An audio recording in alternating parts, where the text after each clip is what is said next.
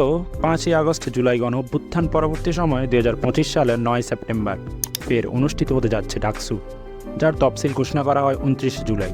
তারপর মনোনয়ন ফর্ম বিতরণ শুরু হয় 12ই আগস্ট। আসন্ন ডাকসু নির্বাচনে 471 জন প্রার্থী 28টি পদে প্রতিদ্বন্দ্বিতা করবেন। বর্তমান অভ্যুত্থান পরবর্তী ঢাকা বিশ্ববিদ্যালয়ের ডাকসুকে কেন্দ্র করে ঘোষণা হয়েছে প্রত্যেকটা প্যানেল। তার মধ্যে জুলাই অভ্যুত্থানে অগ্রণী ভূমিকা পালন করে ইস্পাত দৃঢ় আন্দোলনকে জিইয়ে রাখার কারিগর ইসলামী ছাত্র শিবিরের সাদিক কায়েম শিক্ষার্থীদের মাঝে অন্য প্রার্থীদের চেয়ে অনেক এগিয়ে, যা গ্রাউন্ড রিয়ালিটি, আপনাকে মানতেই হবে। এছাড়াও ছাত্র শিবিরের প্রত্যেকটা পদের যোগ্যতা অনুযায়ী ইন্টেলেকচুয়াল এবং মেধাবীদের স্থান দেওয়া হয়েছে, যাতে শিক্ষার্থীরা তাদের নেতৃত্বের প্রতি ফোকাসড হয়ে যোগ্যতা সম্পন্ন প্রতিনিধিকেই বাছাই করে। ইসলামী ছাত্র শিবির সমর্থিত প্যানেল।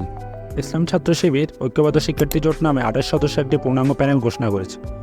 এটি ডাকসু নির্বাচনগুলিতে প্রথমবারের মতো তারা উন্মুক্তভাবে একটি সম্পৃক্ত প্যানেল দাঁড় করিয়েছে, যেখানে বিপি পদে লড়বেন আবু সাদিক কায়েম, জিএস পদে লড়বেন এস.এম. পরাত এবং এজিএস পদে লড়বেন মহিউদ্দিন খান। এছাড়াও সাহিত্য ও সাংস্কৃতিক সেক্রেটারি নুরুল ইসলাম সাব্বির, আন্তর্জাতিক বিষয়ক সেক্রেটারি খান জসিম, যিনি 2024 সালে জুয়েলা আপরাইজিংয়ে চোখ হারিয়েছিলেন। এছাড়াও লিবারেশন ওয়ার অ্যান্ড ডেমোক্রেটিক মুভমেন্টের সেক্রেটারি ফাতেমা তাসনিম জুমা, যিনি শিবিরের বাইরের কর্মী, যার সাথে শিবিরের কোনো সম্পৃক্ততা নেই।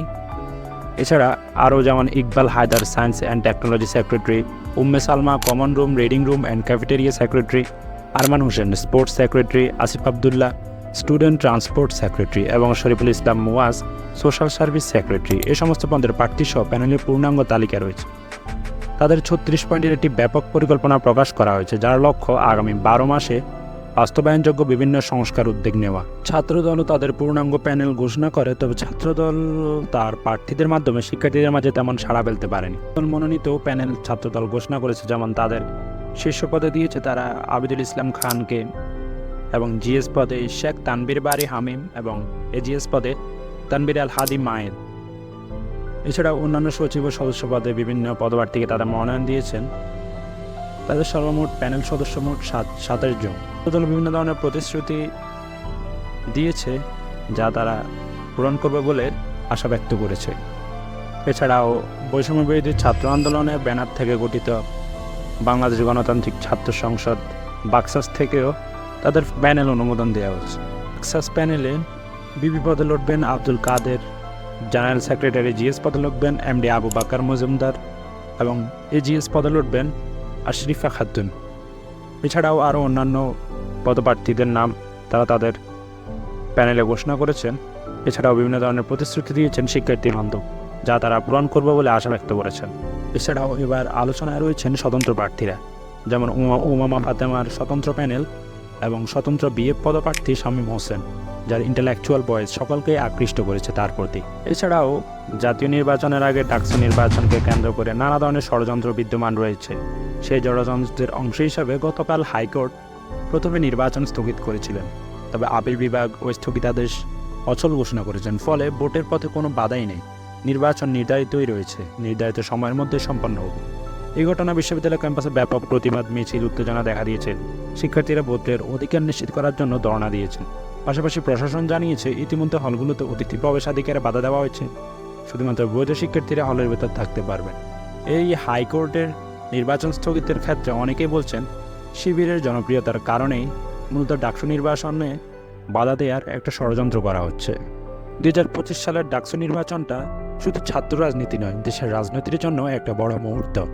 বিচার বিভাগীয় বাধা অতিক্রম করে নির্বাচন সামনে এনে শিক্ষার্থীরা তাদের প্রতিনিধিত্ব, ভোটাধিকারের স্বীকৃতি দাবি করছেন। প্রার্থীদের সংখ্যাতে প্রতিযোগিতার তীব্রতা দেখাচ্ছে এই ভোট কতটা গুরুত্বপূর্ণ হয়েছে। তবে সাধারণ শিক্ষার্থীদের একটাই মেসেজ, তারা শুধু প্রতিশ্রুতি নয়, তার বাস্তবিক উন্নয়নও চায়। হোস্টেল সমস্যা, নিরাপদ পরিবহন, পরিষ্কার পরিচ্ছন্নতা, এই সবই এখন নির্বাচনী এজেন্ডায় শীর্ষে। ডাকসুতে ছাত্র শিবিরের জনপ্রিয়তা ব্যাপক, কারণ তাদের ইন্টেলেকচুয়াল স্মার্ট নেতৃত্ব বাছাই করার কারণে তারা শিক্ষার্থীদের মাঝে একটি পজিটিভ ভাইব তৈরি করতে পেরেছে। তাই তাদের এই জয় ঠেকানোর জন্য নানাভাবে ডাকসু বানচালের ষড়যন্ত্র চলছে বলে জানায় এস.এম. ফরহাদ। ছাত্রদল শিক্ষার্থীদের মাঝে ব্যাপক জনপ্রিয়তা অর্জন করতে পারত যদি তারা শিক্ষার্থী বান্ধব কোনো কাজ গত 1 বছরে আয়োজনের ব্যবস্থা করত। এছাড়াও ছাত্রদল তাদের ডাকসুতে জয়ী হওয়ার পর কোন শিক্ষার্থী বান্ধব কাজগুলো সবার আগে প্রাধান্য দিয়ে করবে, বাস্তবায়ন করবে, তার প্রচার প্রসারে জোর না দিয়ে তারা TV channel, talk show, social মিডিয়াতে সব জায়গায় শিবিরের সমালোচনা করতেই বেশি ব্যস্ত এবং তাদেরকে সেই শিবিরের সমালোচনা করতে বেশি মনোযোগী বলে মনে হয়েছে, যার কারণে শিক্ষার্থীদের ইন্টারেস্ট ছাত্রজনের প্রতি কমছে। তবে ফাইনাল রেজাল্ট পাওয়া যাবে 9 সেপ্টেম্বর। এতক্ষণ সাথে থাকার জন্য ধন্যবাদ সবাইকে।